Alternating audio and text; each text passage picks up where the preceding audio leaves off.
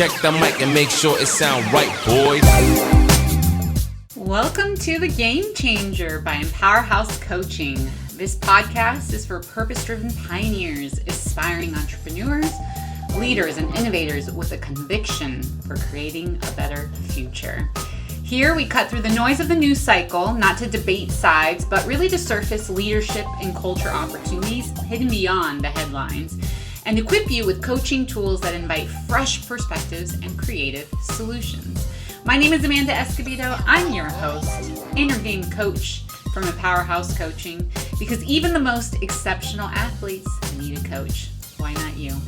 Together, we'll empower you to master the mental game, elevate your brilliance, and build the legacy of progress and impact. Welcome to episode 1. It's been a while for those of you that know me.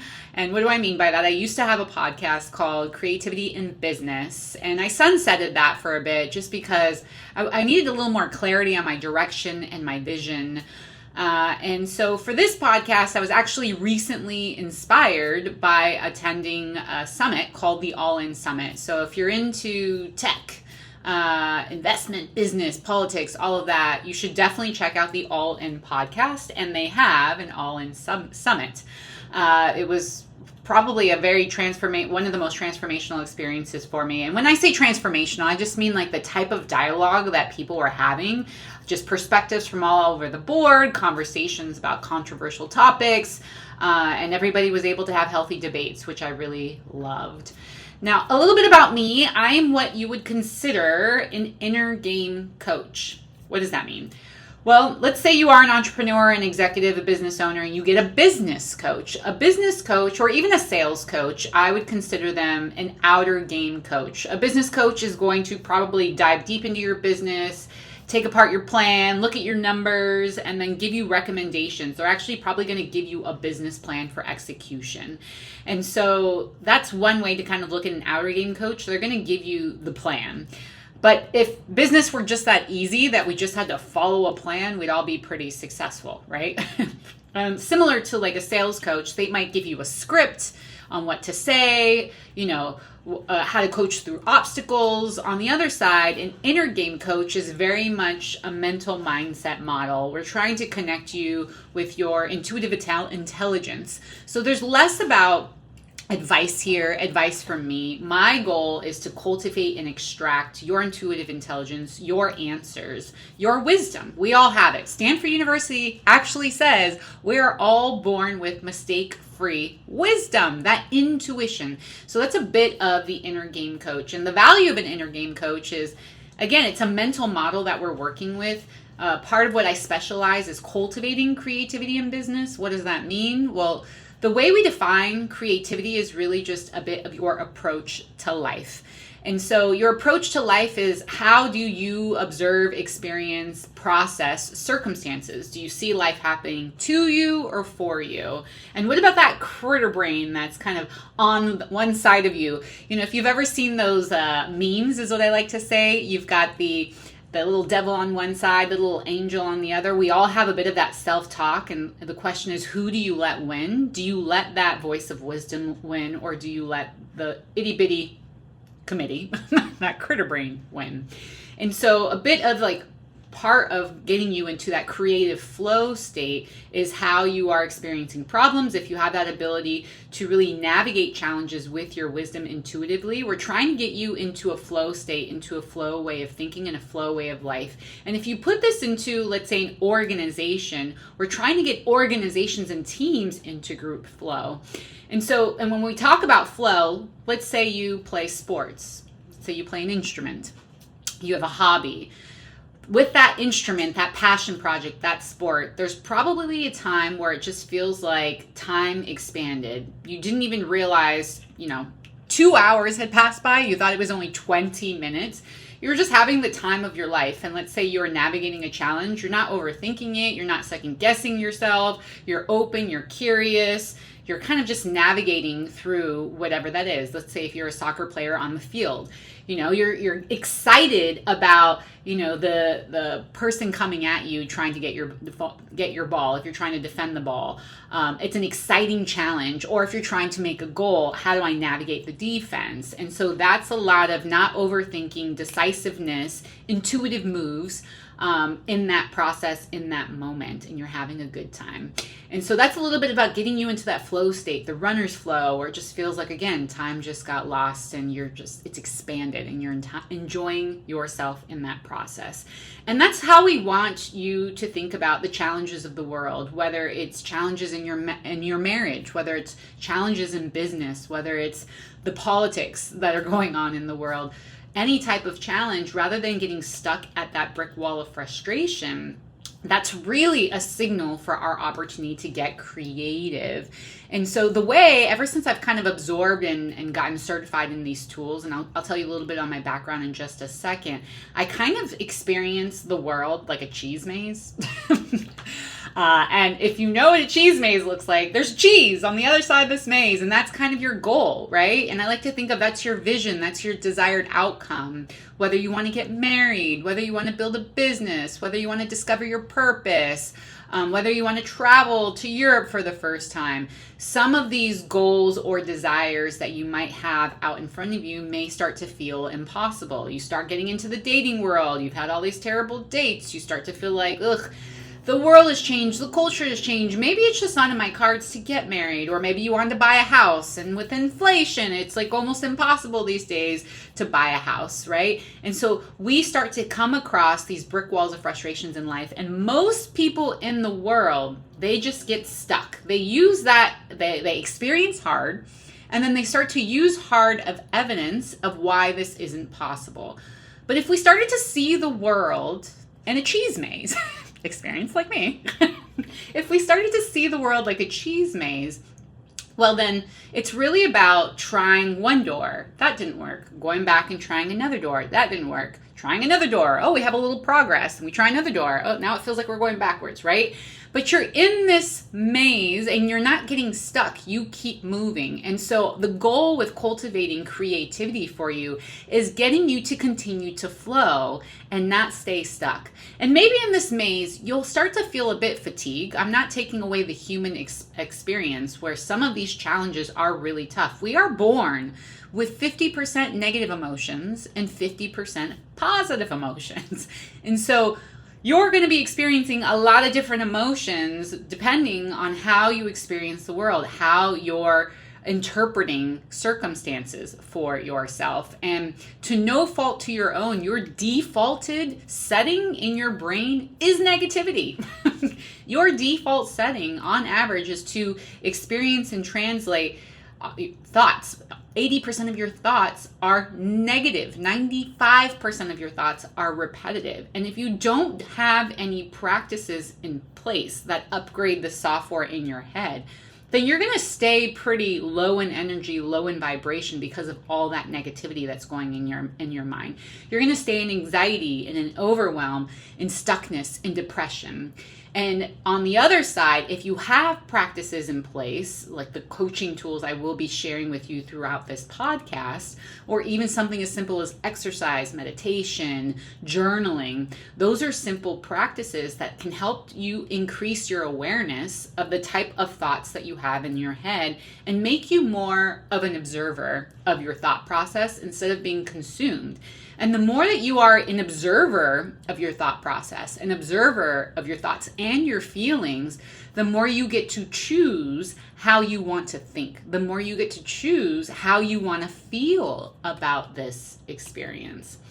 So this is a little bit of the inner game coach of what I try and do. It's really a mindset. If you think of boxing, if you think of the Olympics, if you think of business, strong entrepreneurs or executives, when you come across really the most exceptional athletes, the most exceptional business people in the world, you can feel their essence. Excuse me. You can feel their essence when they walk into a room. They are grounded. They are centered.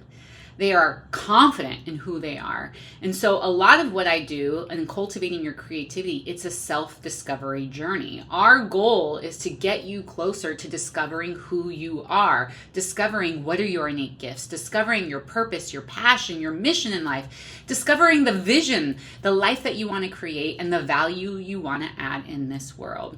When you have clarity on that vision, when you have clarity on who you are, I'm telling you, you're flying. I feel like I'm flying. I'm still on the journey of learning myself. No one is like forever like, I got it, I know where I'm going. There's a lot of uncertainty, which then calls in a level of faith, which we'll discuss a little bit, probably a lot throughout the episodes of this podcast, but that's a bit of the inner game coach. We are trying to unlock your brilliance, your human potential, and that requires a self-discovery on who you are. So I'm excited to invite you into the journey. So it's a little bit of my coaching approach. One thing I do want to set the tone to on this podcast is what is the difference between a coach and a therapist.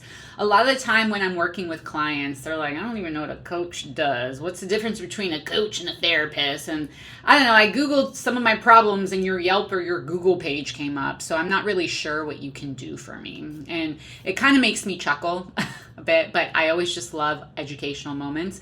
And so I'm going to give you just a very high level general definition or differentiation between coaching, I'll say, and let's say therapy as an example. So I gave you a difference of the inner game coach and the outer game coach, right? Let's say a business coach and me, an inner game coach. On the other side, the difference between a coach and a therapist. In general, a lot of therapy is focused on past. It's focused on past experiences, trying to heal you from your past traumas. Whereas coaching is very future forward, goal oriented. We're getting clarity on where you're trying to go, and we're helping you unlock the steps to getting there. A lot of therapy can maybe diagnose you. There's no diagnosing within coaching at all. Therapists can prescribe you medication. There's no prescribing here. On the other side too, when we talk a little bit about past versus present, diagnosing, and also medication, a lot of therapy is trying to get you into the baseline of being effective out in the world. So what does that mean? But let's say you are severely depressed, you can't get out of bed. They're working with you so you can be a functional human being out there working in the world, right? And so if you are in a state of depression that you can't get out of bed, you're not probably ready for a coach. You would be ready for a coach when you've worked with a therapist long enough that you are now effective out in the world. And so coaching is really taking you from the baseline, and we are elevating you to new heights. But you have to at least be in that baseline. A little bit of, I'll say, overlap is CBT therapy, cognitive behavioral therapy. That's a bit of like reframing of circumstances. We do a lot of reframing of circumstances. We're trying to reframe circumstances in a way that help excel you, propel you in the direction that you're trying to go in life and in business, right? So reframing is definitely within there. So that's a little bit of, I'd say, the difference between coaching and therapy. And it is a lot of, vulnerable sharing. Some type of therapy, they do not allow therapists to share personal matters of themselves because they don't want to construe or gray a little bit of your experience with their experiences. Whereas coaching, I'll share my whole life story. And sharing on my end is so important for you to understand the tools that I will be presenting to you. So a lot of oversharing on my end. Luckily, I'm not shy. So you'll probably hear a lot of personal stories about myself through this podcast journey. A little bit of my background. So as I mentioned, I specialize in cultivating creativity in business. I actually have a background in working in human resources. So I have worked in quite a few different organizations. I've job hopped around. I'd say the old mindset of the workforce was like, oh, that doesn't look good on your resume. You've hopped around so much, and say, yeah, maybe I've hopped around so much and maybe it doesn't look good for you. But you know how much experience I've gotten from that? And I've gotten on average like a 30% pay increase with each job increase. Whereas other people that stay within an organization for like decades get their average 3% increase every year. So this is where a little bit of, you'll hear me talk about the limiting beliefs, right? The limiting mindsets, the judgments of the world, and that helps keep other people small instead of being adventurous, curious, and figuring out what's the next step that aligns with me. You probably get a lot of advice in the world on how to navigate and what your next step is. And again, my goal is to help you secure and feel grounded in your wisdom. So when you get advice, you get to use yourself as a sounding board to be like, does this apply to me and where I'm trying to go? Rather than conforming to societal norms, parents, teachers, bosses, we're trying to find your way. And the more you can operate in alignment with who you are, it's freedom. It feels great. If you can't tell, I love being myself.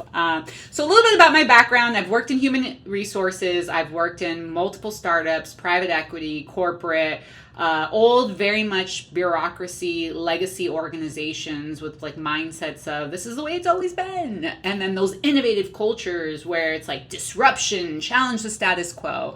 I've worked in aerospace. I've worked in retail organizations. I've done a lot of different things. And then on the coaching aspect, I have a couple of different coaching certifications. I have a health coach certification, which I don't really use. I have a life coach certification. I also have a certification that is Stanford based in mindfulness and emotional intelligence. And so this is really where the core of the tools come from cultivating creativity in business. This certification actually used to be a course in Stanford University. And there it was taught to their MBA students, and it was called Creativity in Business. And just a little background or history, if you do a little search on creativity in business, Dr. Michael Ray. Dr. Michael Ray is the founder and creator of the Creativity in Business course in the MBA program there. He also has a book called Creativity in Business. A lot of these tools are very much Silicon Valley entrepreneurs have just swept them up and used them. He's had a lot of great speakers at his course at Stanford, whether it was the old Nike president, you had, Apple CEO, you've had Charles Schwab's, you've had a lot of different kind of renowned leaders. And he also has Dr. Michael Ray. If you look him up on YouTube, he talks a bit about this course, and it's just very fascinating, just a bit of the tools. One of the things, a couple different reasons of what triggered his idea to create a course on creativity in business. Years ago, MBA programs, they were getting a lot of criticism because they were producing, what was perceived as a lot of students that weren't creative. Back in the day, data was very important, and it is still very important today, but everything business was based on data. Your decisions were based on data. Now, excuse me, I'm going to grab a little bit of water. Now, the challenge, though, that people were having, they were too dependent on data that they didn't trust themselves to make decisions. And they used data also as like a scapegoat. Like if they were afraid to make risks and if something didn't go right, at least they could scapegoat and use the data as the reason of fault, right? But the challenge there is innovation doesn't really have, depending on what you're innovating, there isn't a lot of data. And a lot of time, data is going to bring you to a point where it's like, do I go left or do I go right?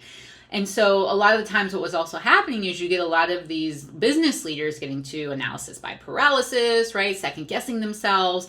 And Dr. Michael Ray really talks about good examples where he brings business leaders, some of the strongest business leaders in play, where they have had come against the grain where it was like, data's telling me to go left, but my gut, my intuition is telling me to go right. And when they chose to listen to that intuition, tenfolds of the returns, right?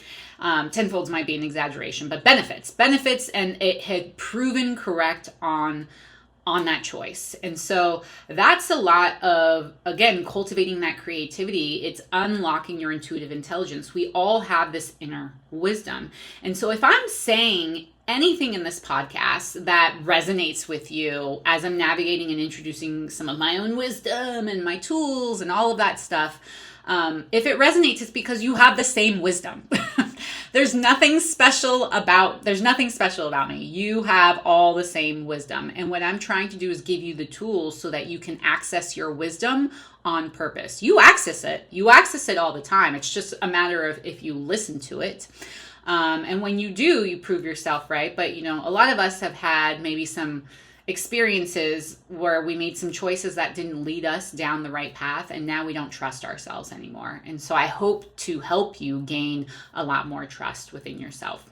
Now, another thing I'll say about cultivating creativity in business, another reason that this course was created, was Dr. Michael Ray. He saw his students graduate, and when they came back and he met them, they had the high-paying jobs. They had the big job titles. But they came back and they just seemed to lack like a vision for life. They didn't know where they were going. They were very unfulfilled. They had all the things, but they were super unhappy. And what's beautiful about cultivating creativity in business and in life, again, going back to creativity is a self-discovery journey. And in order for you to get you into the flow of life, you have to be in alignment with who you are. So you have to know thyself. You have to have a vision for where you're going.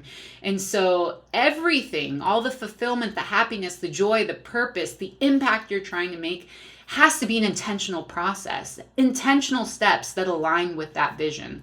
But we have to understand, who are you? Where are you trying to go? What ignites your soul? So I hope to help ignite your soul a bit on this journey of this podcast. Now, a little bit of why I am creating this podcast. Again, as I mentioned, I was inspired a bit by the All-In Summit and the All-In podcasts. And I had my previous podcast called Cultivating Creativity in Business. And I sunsetted that just because a couple different reasons. I was just trying to think on my own, what problem do I want to solve today? And what coaching tools could I apply? And then I would write an entire script.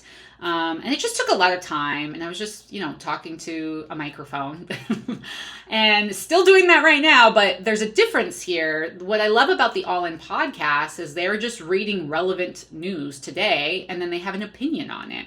And so I'm not here to tell you my real opinion, but I'm here to really talk about the news, the headlines, interpret it really from a leadership and a cultural perspective. My goal is to increase awareness of how we talk about things, how we behave in society and in business, and highlight how some of those behaviors, the language, the judgments blocks our creativity, blocks our human connection, blocks our purpose. Alternatively, I want to provide you with coaching tools that help unlock all of the creativity in the world, unlock your purpose, have you leading with impact, create the legacy that you want to lead, and create more human connection. And so my goal is to take you on a transformative journey. And, with the recent passing of Charlie Kirk, that really also just shook me. Because I see the news all the time, obviously, like most of us. I have social media, and I just see how people talk, how we all form our opinions. And again, I'm not here to tell you what opinions to form. My goal is to share news on both sides, not sway one or the other. I'm not here to tell you what to think, but I do want to give you tools on how to effectively think. And when I say how to effectively think, it's really helping you effectively connect with who you are, form opinions that align with what your values are, rather than conform than maybe the people around you. I want to give you tools on how to effectively have conversations, communication with people that don't have the same value. So we're seeking and leading with curiosity, with compassion. And so it's really a lot of mind, body, soul experience. And it's funny, I was just sharing a little bit of this podcast idea today with a friend in the gym, and her response was, wow. And I paused. I was like, a little too serious. She was like world peace. I was like, yeah, world peace. I mean, this podcast is called Game Changer. And my goal of Game Changer is I believe that we all have the power to be game changers. I actually fundamentally believe we all want the same things. We all want to live a life of fulfillment. We all want to feel like we are contributors of the world. We all want people to connect. We all want to lead with love and compassion, but our default energy is not that. And so I want us to be able to lead the change that we want to see, be the game changer, change today's society. If you don't like it, I want us to move out of this anxiety and this fear and this hopelessness. And I want us to all to bring ourselves into these solutions. I fundamentally believe all the challenges of the world, they are the opportunity to live out our purpose. They are an opportunity to be a part of a mission for ourselves. They are our opportunity. But they're only your opportunity if you know how to see, experience, and navigate these challenges in a way that they are opportunities. And so that's what the game changer is. We are going to cultivate your inner game. The mindset is the game that's going to change to help you lead the change that you want to see. Look at that mic drop. So that's a little bit about the purpose of this podcast. I really just want to unify us as a culture, as a society, through effective collaboration, group flow, effective conversations. I want to transform us from a culture of blame into a culture of creative solutions. I want us to become more aware of the judgments that we have on each other and lead with deep understanding and compassion. And I want us, again, to transform that anxiety and that fear. I don't have any anxiety. And if I do, I get curious on what it is. And so all of us, I want us to lead with empowerment, right? With purpose. And I want us to lead with a sense of that inner peace, that groundedness. We all have it. It's all a possibility. It's a matter of aligning on where do you want to go? How do you want to contribute in life? And I do believe, again, we all want the same thing. We all want purpose, peace. We all want equality. But we have a different way of getting there, which creates a little tug of war and tension. We all think we're on the right side of right. We really do. And I think the more that we can lead, again, with deep listening and curiosity, the more we actually have great perspectives that should all be considered in our solutions and a united friends. Another mic drop. Okay, so let's get into a little bit of headlines. And that's a bit of, I gave you a little extra context since this is the first episode and you're probably wondering who is this chick. And so that's a lot of the extra context, just again, so you know a little bit about my background, purpose, etc. My goal for this is just to pull out just some things throughout the week that I'm reading or seeing or hearing on the news. And then I want to just pull out, again, key leadership behaviors, culture behaviors that are really stunting, blocking human connection, is really cultivating more blame. It's blocking our creativity. And I want to give you some alternatives, some alternative ways of thinking and leading. And so first topic is the hottest topic. It's the recent heartfelt assassination of Charlie Kirk. And I have to tell you, this really rocked me. I don't know. I definitely don't agree with everything he says. There's some things I agree with and some things I don't, but it just really rocked me because one of the things I value and respect about someone like Charlie, he is someone that is so grounded in who he is. He is so grounded in his value system. He is so clear on how he's supposed to be a key contributor to humanity. And he loved what he was doing. We all have an audience. I'm not everybody's audience. So everything I'm saying will not resonate with everybody. And that's okay. I am not for everybody, but I believe the more that we put ourselves out there, I believe I have an audience waiting for me to show up. And boy, did Charlie show up. He showed up and he really served his audience. And so this shook me because I just fundamentally believe that we should all be leading with a sense of purpose. And to get killed for that is just had me a bit shaken. And so within that, though, it had me coming back to our world leaders, our U.S. leaders, right? And their responses. And how did they respond? How did they take this opportunity to respond? And how did their response either fuel the divide within this country or unite us as a whole? And so, the number one person, obviously, I look to first is Trump's response. And so I kind of wrote a little bit of what he said, and then I'm going to break it down with a little bit of critique and maybe providing some opportunities of what could have been said that could have maybe united us a bit better. So a little bit of his response in the beginning. He did a really good job, I'd say, leading with Charlie's legacy, talking about how Charlie inspired millions. He's a patriot, shared for love of this country. You know, he was open to debate, contributed to the cause. He was a good faith debate. So his mission was to bring young people into the political process. So again, clarity on just purpose, personal mission, love. He championed ideas with courage, logic, humor, grace. I thought everything that he said about Charlie's legacy, I thought couldn't have said it better. I thought it was such a great thing to say about somebody who had just passed. And then we kind of shift the tone a bit. And this is where I'd say the tone shifts to like a blame culture, which is within our politics, which is within a lot of organizations. So when things go wrong, do we get curious or do we point blame? Do we see people as the problem? Now, the challenge is if we see people as the problem, then the only way to solve the problem is to remove the problem. And that's what happened to Charlie, right? Some people saw Charlie himself as a problem. And so with Trump's response, he talked a little bit about for years, those on the radical left have compared wonderful Americans like Charlie to Nazis and the world's worst mass murderers and criminals. This kind of rhetoric is directly responsible for the terrorism that we're seeing in our country today, and it must stop right now. My administration will find each and every one of you that has contributed to this atrocity and to the other political violence, including the organizations that funded it and supported it as well, to go after other judges, law enforcement officials, and everyone else who brings order to our country. The radical left has hurt too many innocent people, provided examples of attempted assassinations on himself, ICE agents, CEO, healthcare executives, referenced other broad political incidences, but I did take note he did not mention any attacks on the Democrats.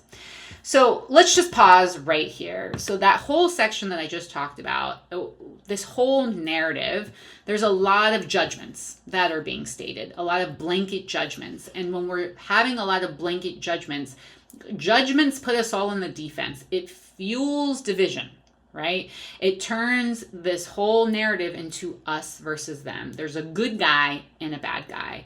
And I have to bet that there's no lefty, the radical left, there's no left that would, and I say no, maybe some would, but I'll say in general, people that are on the left probably wouldn't raise their hand and say that they are radical. I actually believe, probably, this is just a guess, I don't know if this is accurate, the people on the left see Trump and anybody on who is a supporter of Trump as radical, as the radical right. Right? And so what happens is when we make these general statements of the radical left, we're not being clear on who we're talking to, who we're talking about. You're grouping people together in a general statement. And now we're not talking about solving this problem. Nowhere in here are we talking about solving this problem. But really, the problem is people, is this radical left, and they will be held accountable. So again, I think leading with a bit of the radical left and this general statement creates this whole radical left boogeyman, right? And I'm not saying that the radical left doesn't exist, but I just think as a leader of the U.S., this was obviously fueled from people seeing Charlie as the radical right. And it's just fueling more of the divide instead of calling to the attention and opportunity of like, hey, something's up with our culture. And there could have been an opportunity, so I'll say leadership opportunities that I think Trump could have taken. And I think there's still opportunities. I always look for tomorrow. If they're not today, then they're always tomorrow. And I hope somebody shares this podcast with politics and leadership up in DC. But some opportunities with something tragic like this that could have happened is leading with ownership. modeling the language that acknowledges our collective responsibility for the tone of our politics. And so if you as the leader, the person at the top, are leading with ownership, imagine how that starts to and can trickle people down. At the end of the day, I will always say people have their personal choices on how they want to respond. But as the leader of the US, there is a lot of influence on the people. And so you're either, when you're leading with blame, you're only influencing the divide to become greater and people to become angrier on either side. But if you're leading with ownership, you're saying, hey, everybody, this is all of us. I'm going to take and put my hand into place, me too, in fueling the divide of this country. Now, another opportunity, focusing on behavior, not labels, could have been a better opportunity as well. So condemning the violent action specifically without reducing them to party lines, right? That could have been an opportunity. So not blaming party lines, but we're really just condemning the action that took place: violence, murder, assassination. And then the other side too is he came out with that response a little prematurely with some of the notes that he mentioned. The way I heard his blame response, with the way my ears translated it, was, there was a radical left group that organized this assassination. And so when you're kind of leading with like, we're going to go after you in that matter too, we didn't have all the facts. And so waiting for the facts. So depending on how you're speaking, I'm not saying he should have waited in his response, but speak to the tragedy and the loss first, rather than prematurely attributing a motive or blame, right? We went straight to blame and a motive without having all the facts. So I think just taking a pause, if we even just pause at the legacy piece where we talked about Charlie, and then, we could just leave it there and wait for a we will find and figure out, and we are committed to figuring out the why behind that. That would have been great, not jumping to assumptions in that process. And then again, unifying, not dividing. That's an intentional process. There could have been an intentional opportunity in that speech to use words that invited Americans to stand against violence rather than deepening the partisan divides. So as leaders, we choose ownership over blame. That is a choice. That is a choice that we can lead with ownership over blame. And we build our credibility, we build our trust, we build the possibility of unity, even across different beliefs when we are leading with ownership. And so the other part too here in the closing statement, I will say he committed, I think a bit of Trump's closing statement, he mentioned a commitment to the American values, free speech, citizenship, rule of law, the patriotic devotion, and the love of God. So again, overall, just to summarize, he closed on American values, which is a static situation, but it doesn't tell us and doesn't invite us to a call of action. So I think it's great to close on American values, but a missed opportunity, a call of action to the people of this country. And so, beyond our values, how do we want to live them together? So I think it comes into, it's one thing to just state values, but how do we want to live them together? And maybe that's our call of action. That's the question that we're asking to the audience. Modeling that action, I commit to leading with unity and respect, even when we disagree. And I ask each of you to do the same. I think that would be probably really hard for Trump to say just based on some of his behaviors, but I'm always open. I believe everyone can change. Everybody, and every single day. You don't know what kind of work they're doing on the back end, who's talking to them, who's influencing them. And I believe we all have to create space for people to change. So just opportunities, ideas on how he could have closed, modeling the action, again, by saying, hey, I commit to leading with unity, even when I disagree, inviting participation. So let us not only hold these values, but live them through our words, our actions, and our care for one another. Or he could have left with a cast of a vision. If we commit to unity over division, we can honor Charlie's legacy, not just his words, but in the America we continue to build together. So this is a little bit of what I see and how I experience the world. Now you're like literally in Amanda's head. This is how I experience the news. This is how I experience both parties. And I'll go through other examples, but I start with Trump just because, again, he is the leader, and I'm constantly looking at leaders of organizations. Leaders set the tone of business. He is setting the tone of this country. And so how he leads really matters and influences how people respond and whether he has credibility, whether he has trust, etc., etc. I don't know if all of you are familiar, but John Maxwell, he's this like renowned executive coach. He's got all these leadership books, and he talks a little bit about the law of the lid. And the law of the lid talks about, you could have a bunch of 10s in your organization, but if you have the person at the top that is a 4 out of 10, then the organization is a 4 out of 10. Now, I'm not giving Trump a rating. I am not giving Trump a rating at all. But what I'm saying is these missed opportunities, they influence other missed opportunities on just being intentional with the type of culture that we're trying to lead with, the type of culture that we're trying to live with.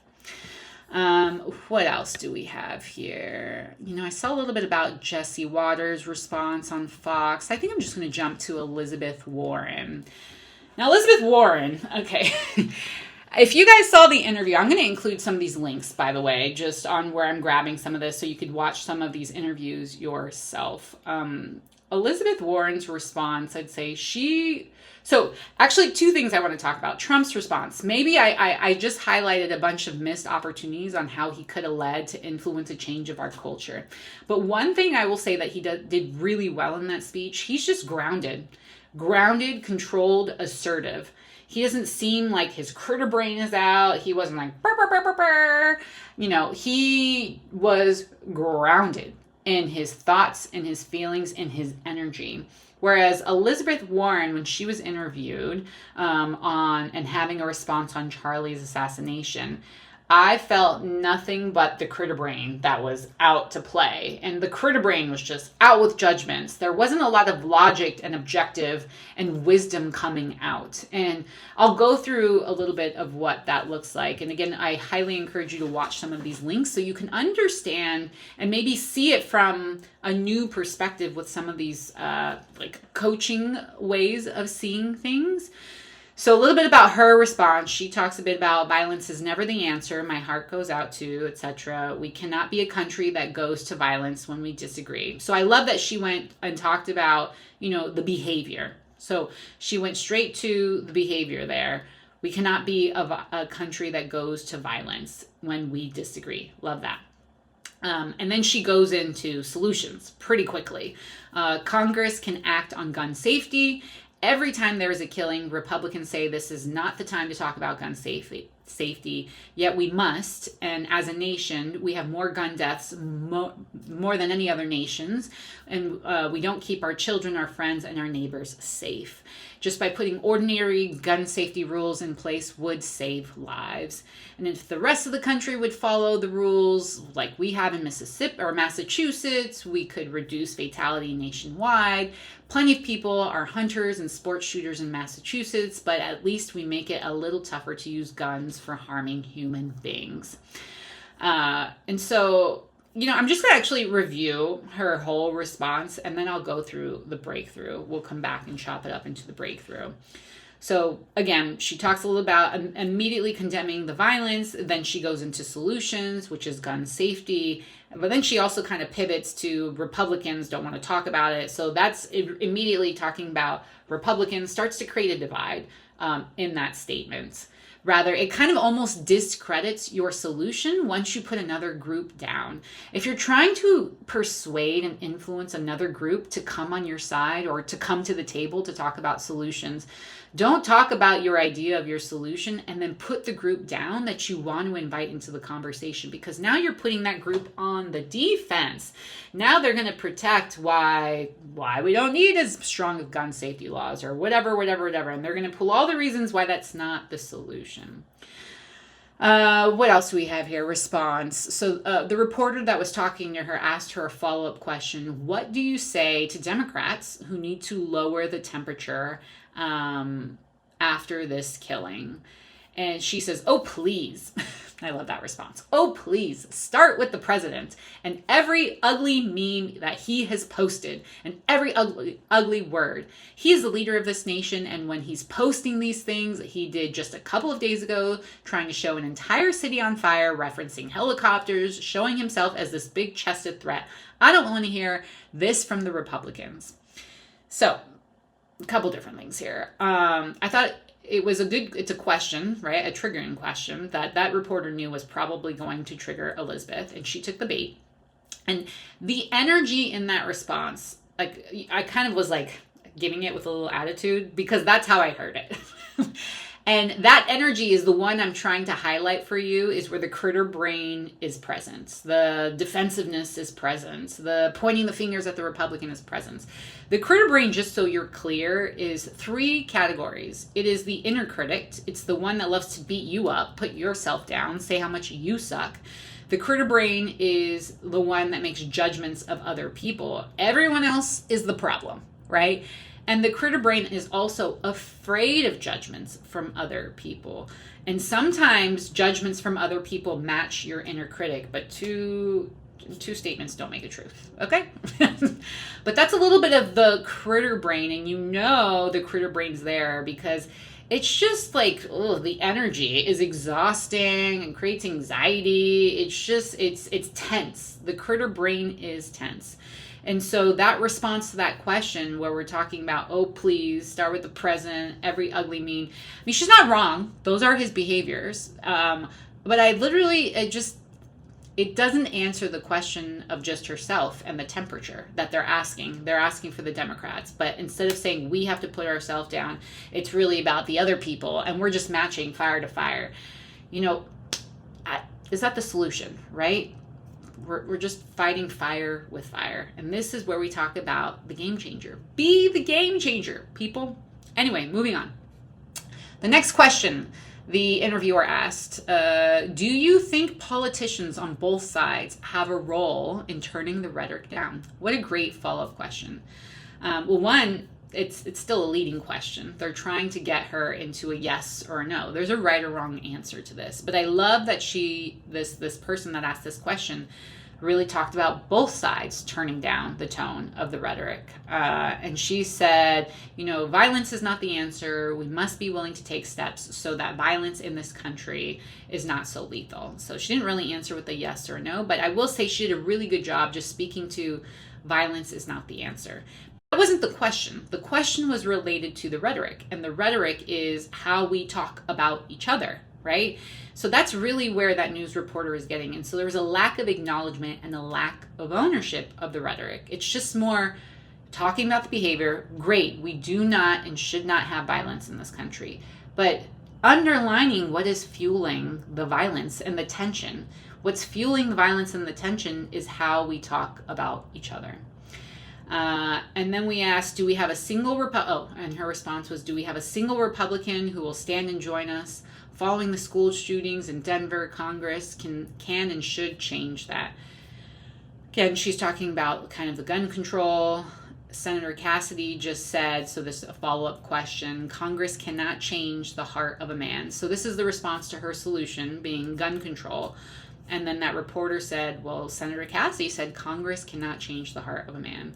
And her response was, well, you can change whether he has a lethal weapon in his hands and the likelihood that he will kill another person. Republicans, again, going back to pointing the finger at the Republicans, if you have not picked up on a theme with both Elizabeth Warren and Trump, we love to point the finger, blame. The Republicans want to turn their backs on that because it's more politically expedient. The follow-up question, people are saying political violence has no place in our country, but it clearly does. Is this just a fact of life now? Goodness, I have to say this reporter's questions right on point. Her response, we have to keep saying no to violence, but we must back it up with action, modest action like gun safety laws. Most Americans want to protect our children, but most of the Republican parties bend the knee to Donald Trump, bend the knee to the gun industry, which stirs everyone up and ensures access to lethal weapons and continues. Yeah, still more of a theme. And so, we're the good guys. We want to have no violence, but the Republicans actually favor Donald Trump, the gun industry, and everyone else more than our children and protecting our children. That's the narrative. And so if you're a Republican hearing that statement, I'm sure you are probably are also for protecting our children. I'm certain. And so if I were a Republican hearing that, well, that's again putting me in the defense, and it's not inviting me into the conversation. It's not inviting me into a solution. It's not inviting other solutions either. It's just more, you either agree with my solution, and if you agree, that means you want to protect our children. If you have other ideas and don't agree with my solution, then you want to harm our children. That's how that statement is being said. And then the final question here by this reporter is, do you feel safe given all this violence? What a great question. And she says, how can anybody feel safe today? Who doesn't feel the risk has escalated? Congress could act, but so far refuses.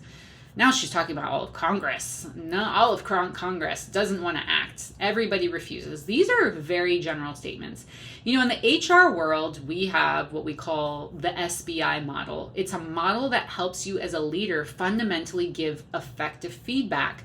So the person on the other side of you, your direct reports, whether you're manager, if you're giving your manager feedback, cross-team stakeholder, if you have feedback, corrective feedback you're trying to give, you try and use the SBI model, which means scenario, behavior, impact. You're providing a specific example. What was the scenario? What was the behavior we didn't like? And what was the impact of that? A specific example so that I understand what exactly is the behavior. I'm moving away from general statements, because when we use general statements like you always, you never, now instead of me hearing the feedback or the change that you want from me, I'm saying always, never. Now I'm going to start finding examples of all the different ways I have been an exception to what you're accusing me of. So these words are not collaborative. These words are not inviting to creativity. These words are not unifying. And when it comes to cultivating creativity in business, cultivating creativity in government, creating transformative change, solving these world challenges, we have to come together with different choices of words that are not general statements, that are not accusation, that are not blame. Rather, they're getting curious on fundamentally what is the issue. And that's another piece that's missing from all of this. Nobody's talking about what the fundamental issue is. At least for Elizabeth in this section, she's claiming the issue is gun safety. It's gun safety that has brought us here. But the reporter just asked her, do you feel safe? Why aren't we solving for the fact that people are fearful right now? Why aren't we solving for the fact that people don't feel safe? And that's maybe why people want a gun, right? So there's a lot of different challenges that are happening right now. And these are just thoughts that I'm bringing to the table that you can probably expect in a rebuttal, in a conversation. The violence in our country isn't as simple as, if we are just creating gun safety is important, and it should absolutely be a conversation at the table. But when we're only solving for gun safety, we're not solving for people's fears, for their anxiety, for their fear to just, practice free speech, go outside, whatever it is. And so let's break down the problem fundamentally. The problem is a bit nuanced. And so as I was sitting with, this assassination of Charlie Kirk, and I was just thinking through, what problem are we trying to solve? That's always one of the first questions you want to ask when it comes to cultivating creativity, when it comes to solutions. Before you come in and throw a solution, you want to ask yourself, what problem are we trying to solve? And for me, I was sitting with this, and to me, I kind of saw three different problems that we're trying to solve. We're trying to solve the culture of violence, we're trying to solve gun safety, and we're trying to solve a culture of fear. Let's break that down. So within the US, we have more gun deaths. So I'm pulling some of this from Elizabeth's own narrative, everything that she said. We have more gun deaths than most other nations. that's not just about access to guns. If we have more gun deaths than other nations, it's not just about access to gun. It points to a culture of hostility, a culture of crime, a culture of fear has escalated, right? And so the deeper question is, what is driving our culture to be more violent, to be more angry, and to divided? Right? So there is a problem that we need to start from. What is driving our feelings of anger, violence, division? On the other side, when it comes to gun safety laws matter, and reviewing them regularly is probably very wise. But the laws alone don't address the mindset of someone who has already a lot of anger and fear and intent in harming others. People that are determined to kill can often find a way. We are creative human beings, right? I'm here to cultivate your creativity. Someone can use their creativity for a benefit of the country, benefit of their family, benefit of business, and they can use their creativity to help bring down the house, if you know what I mean. And so people that are determined to kill can still find a way to kill, whether through black market weapons, knives, improvised methods, right? So gun laws will be part of the solution, but cannot be the whole solution.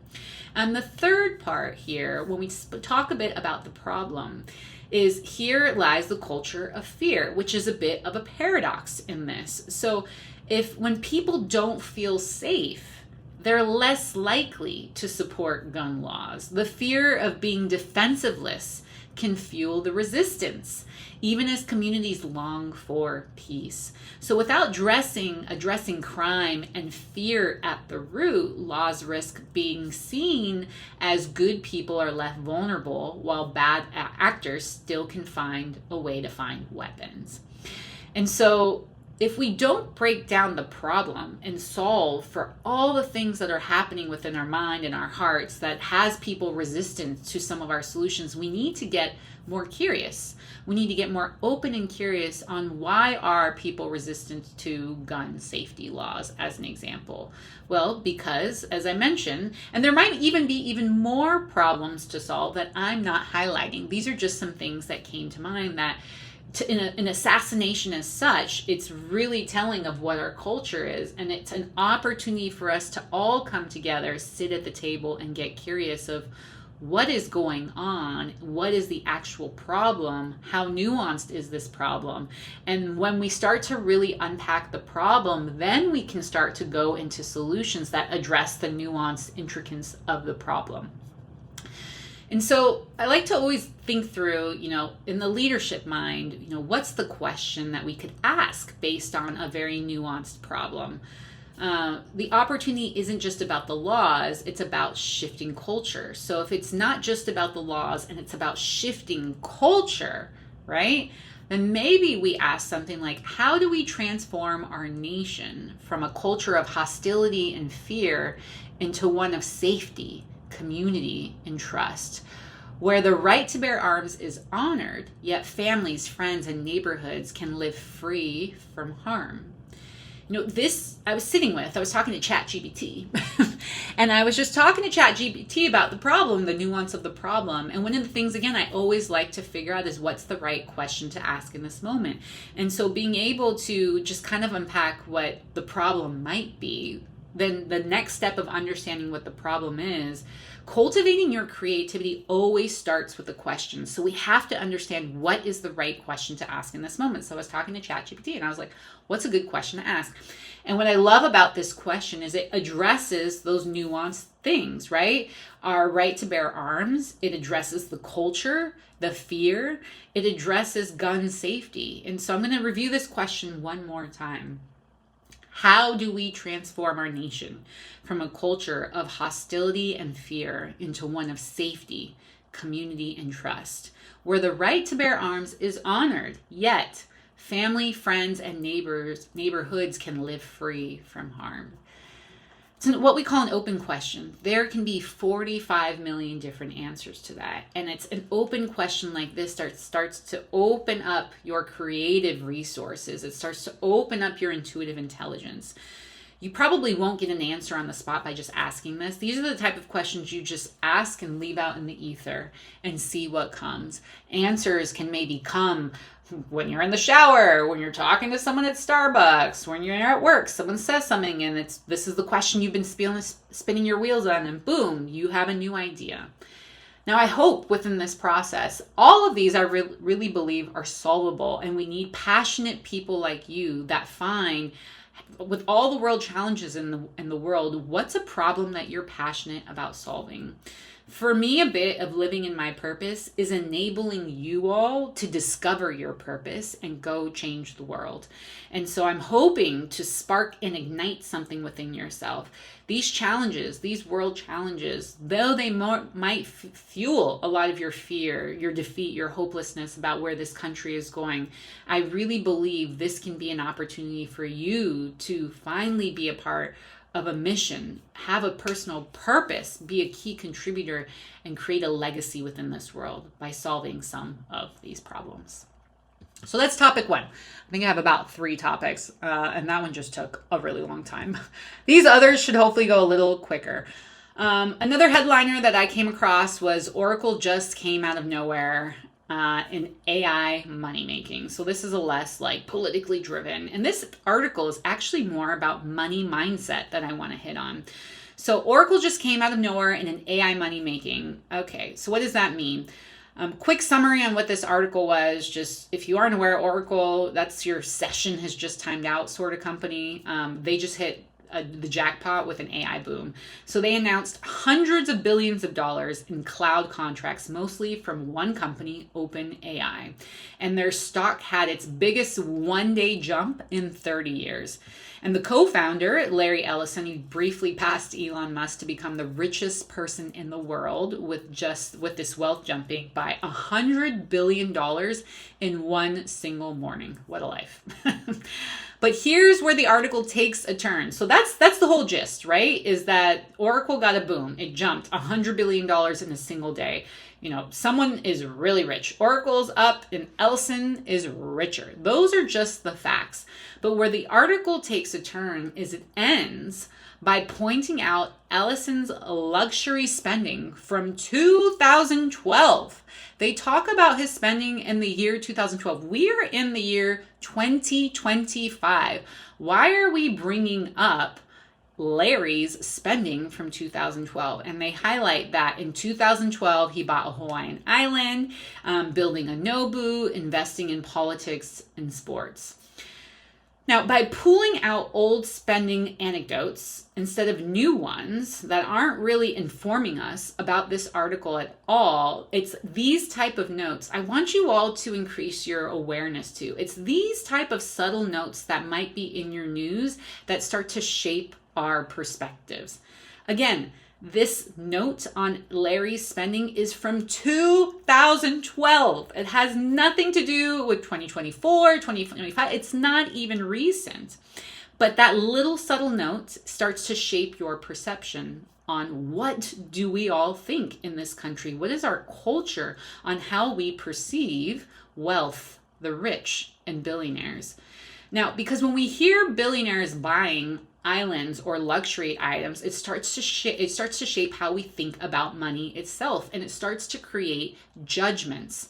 You might start to create little narratives and judgments in your head, like, you know, the rich are selfish and wasteful. That's what I hear. When I hear that statement, it's telling me that they are wasteful and they have unnecessary amounts of wealth. It might start to shape narratives like people don't need that much money, or there are starving people in this country with no food or shelter, right? And money is the root of all evil. Such a small sentence.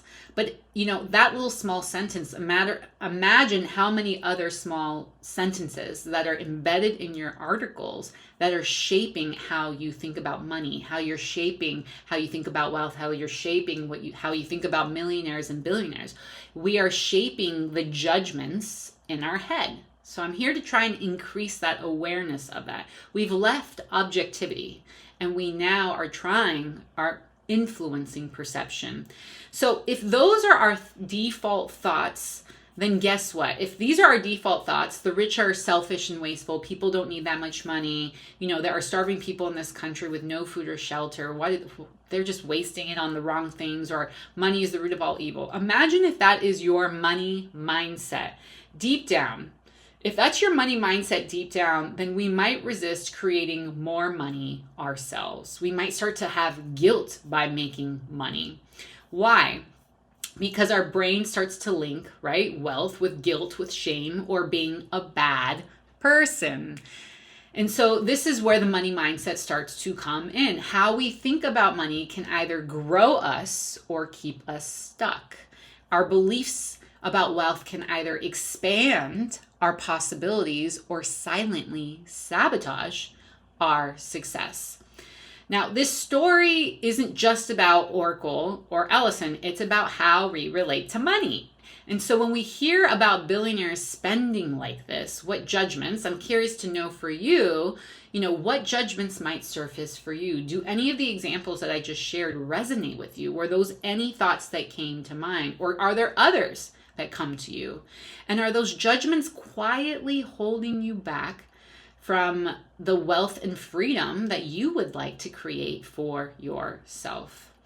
Now, it's funny, I have my own personal example. My example is less about judgments on rich people. My money mindset has more been related to extreme saver. And here's an example. It's so funny. You never know where these narratives come from. And of course, mine came from childhood, came from my dad. Love you, Dad. My money mindset for the longest time was really stuck on, my money mindset was stuck on being an extreme saver. So when I was a little, my dad sat me and my brother down and he was like, Josh, Amanda, Mommy and Dad would love to give you the world, but Mommy and Daddy don't have that much money. So when we go to a store and you point to something you want, and I go like this, for those on the podcast, you can't see, I'm putting my thumb and my index finger and I'm rubbing it together like I'm like rubbing paper or a coin together, right? That money, money, money. When I do this, that means we don't have money. And we go, okay, sure, whatever. And so what do? We go to the store. As soon as we go to the store, I point to the thing I want, and my dad gives me his little hand gesture, and he goes, Amanda, what does this mean? And I remember being so little and being like, no money.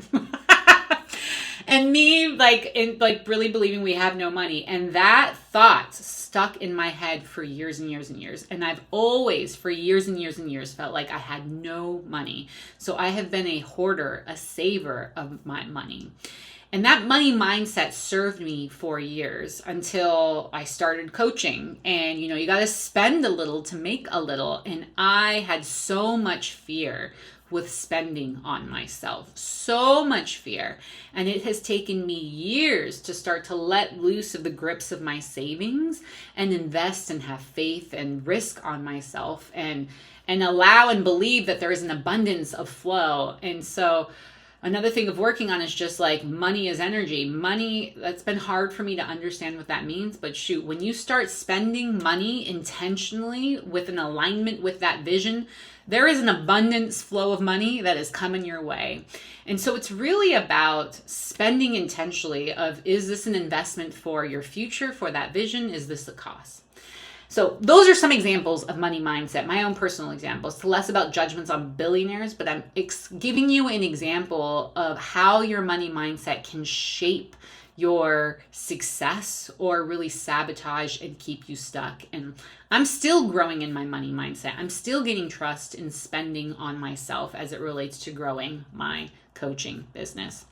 Now, if we go back to this article and we think of, again, billionaires, the judgment of money, the judgment on how they spend, everyone spends on stupid stuff. And if you have billions of dollars, why not buy an island? Okay. And it also assumes that, who knows what they're giving to donations, how they're helping others, what are the funds and the causes that they're passionate about. And so when we have just little lines on how they spend, just recognizing those judgments. And I want us to think through what are some reframes that might be some good replacements for the judgments that we might hold. So here are some examples.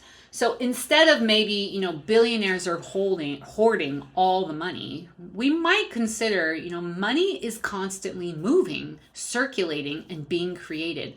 I can tap into the flow too.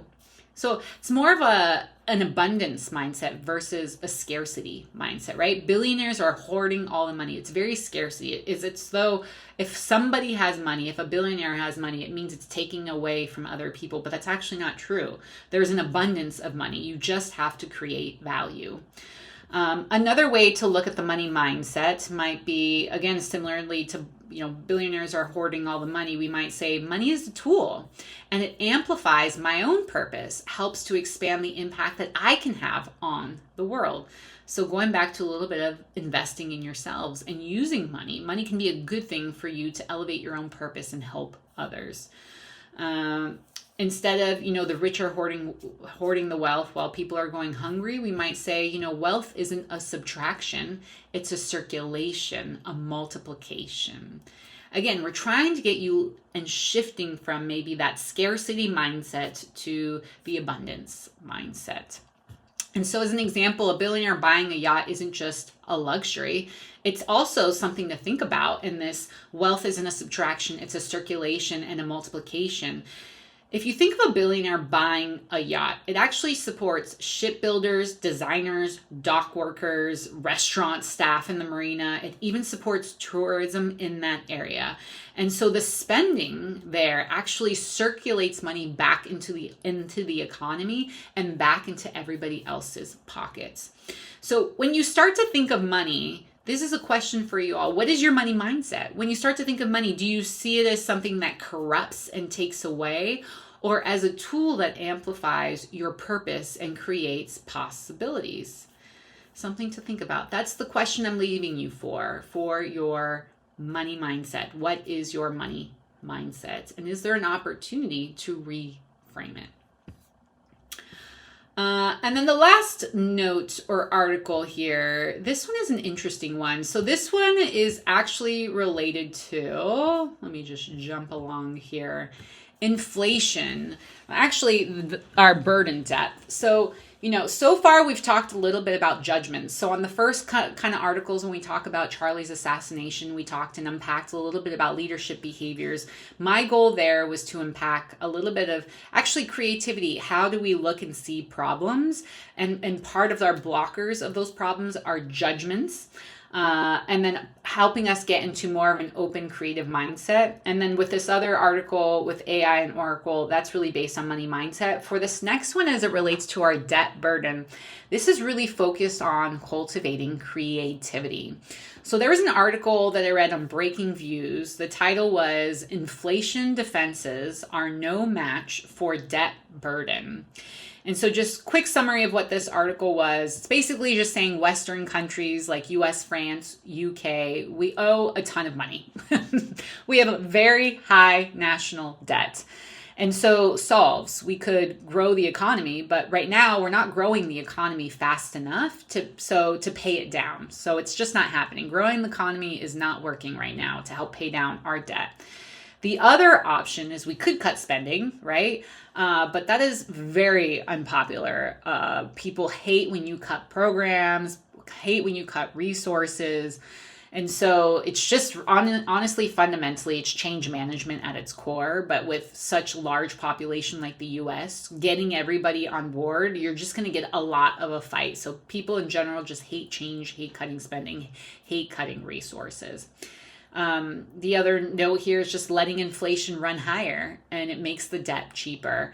That's an option, but it's risky because it hurts all of our wallets. But also, so does if we don't cut spending, that hurts our wallets as well. All these kind of cut and hurt our wallets. So our three options is growing the economy. We don't have the option to do that. We're not growing fast enough to cut that debt. We could cut spending. People hate when you cut spending. We could let inflation run higher so that the debt can be cheaper, but then it hurts all of our pockets. And the other part in the mix within this is central banks. So central banks are supposed to keep inflation in check. So we shouldn't be letting inflation roll just higher so we have cheaper debt. Central banks are supposed to keep inflation in check, but history shows they often cave to political pressure. What do you know? And inflation-linked bonds, which protect investors, it actually makes it harder because governments end up paying massive interest costs when inflation spikes. So it's great for the investors.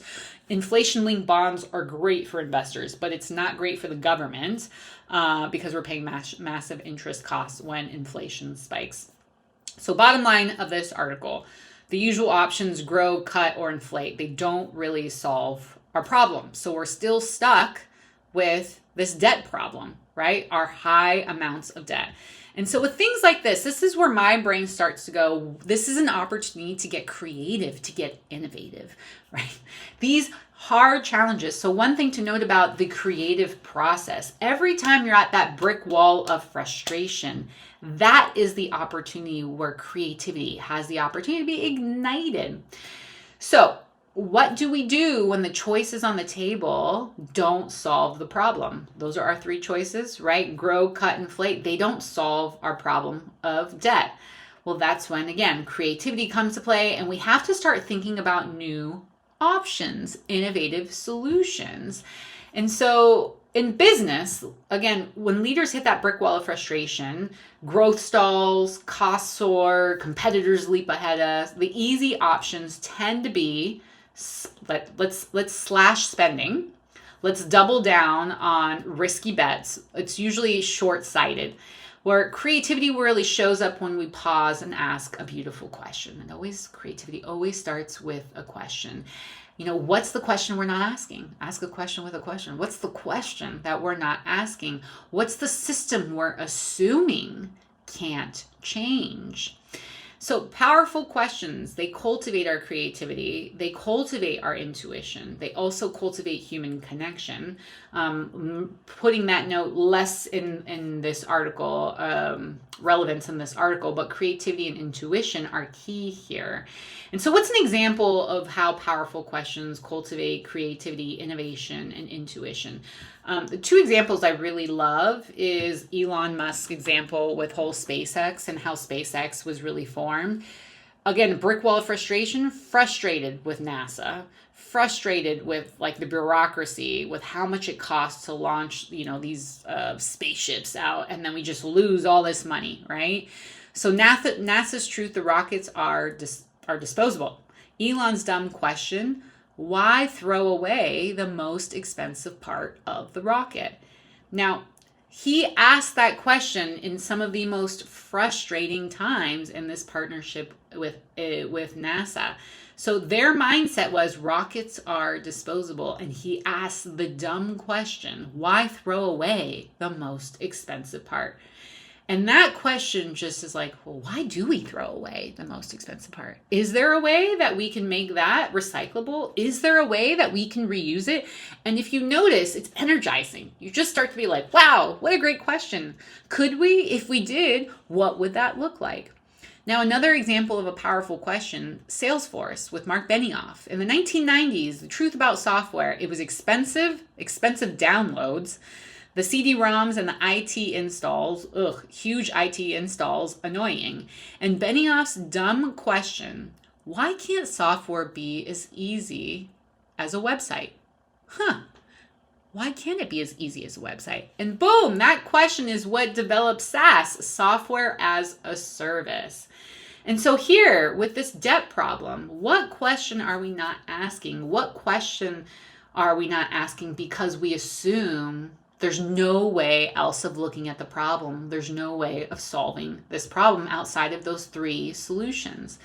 So I was talking to ChatGPT and I was like, what are some open, innovative questions that could help us look at this problem differently, that could help develop creative solutions? And some of the ideas that it gave me was, what if debt repayment didn't have to mean austerity or inflation? So it's really about, how do we reduce debt when the economy isn't growing while still meeting spending needs without burdening people with inflation? So it's really asking, how do we create a third way? What if debt repayment didn't have to mean austerity or inflation, or really a fourth way? How do we create a new way? Another question that we kind of developed together was, what if debt wasn't something to escape, but something to redesign, right? Or right now, citizens either pay taxes or lend money to the government through bonds. So this is the way our system works today. We pay taxes or we lend money to the government through bonds. But what if we could co-own solutions? Invest directly in the problems that we care about and share on the upside of solving them. It means right now, bonds equal lending, not ownership. But when we buy a government bond, you're basically lending money to the government, right? You'll get interest back, but you don't get to say how the money is used. Taxes, they're an obligation, not a choice. But if we had a co-owning solution, it would be a different model. What if in this radical thought, what if citizens could invest directly in specific solutions like, who knows, energy grid, affordable housing, local infrastructure? What if citizens could invest in specific solution that they cared about, that they share both in risk and reward, the way shareholders do? And that's more like public equity than public debt, I think that's a great question to ask. And I think it's a great idea. Co-owning a solution, it's another way of looking at this. Again, it's more like public equity than public debt.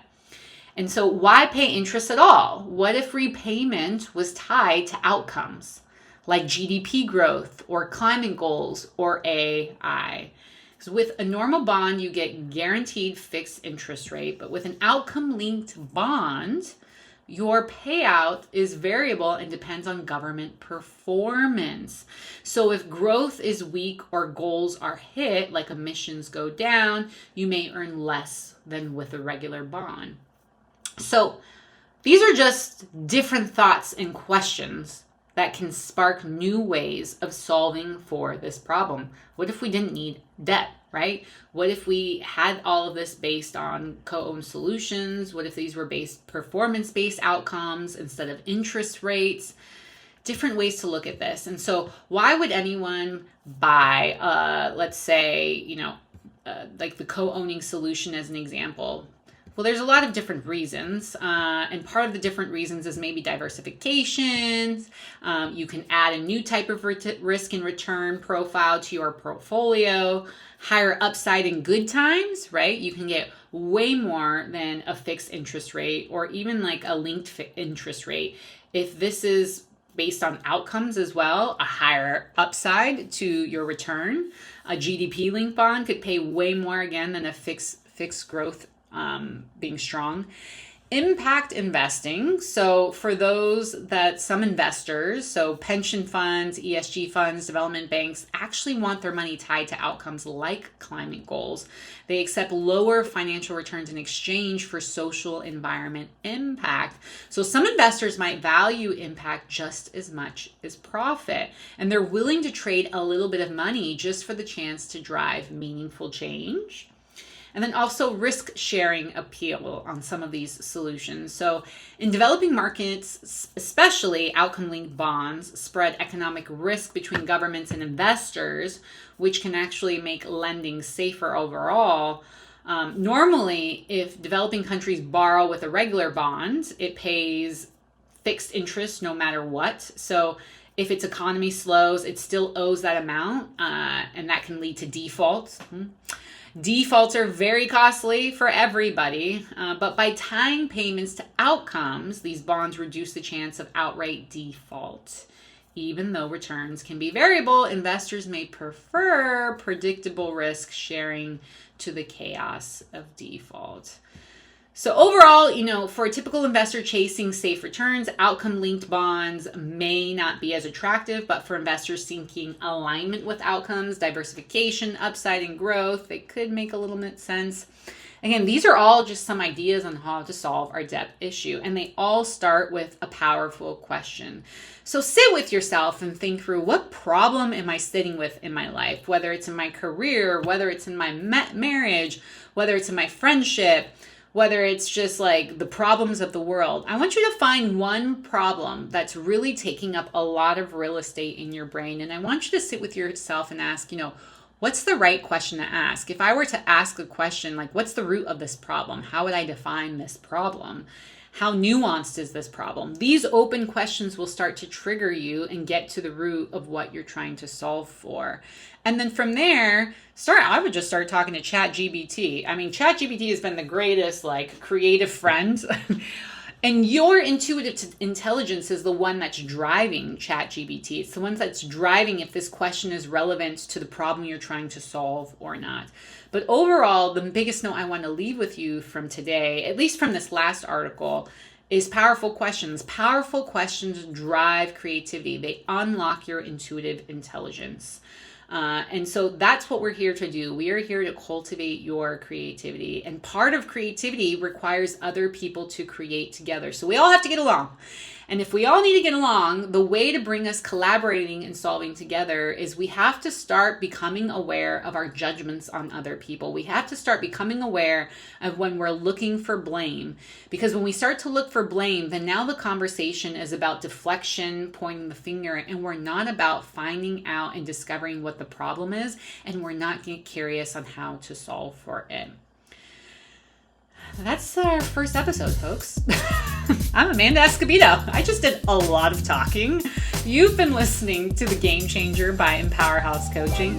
If today sparked insights, ahas, or new perspectives, I would be so grateful for you to subscribe, leave a review, and share this episode with maybe 3 people in your network who are ready to master the inner game and unlock their human potential. Your support helps others discover this resource and invites them to be the next game changer. Join me next time for another conversation on leadership culture and creating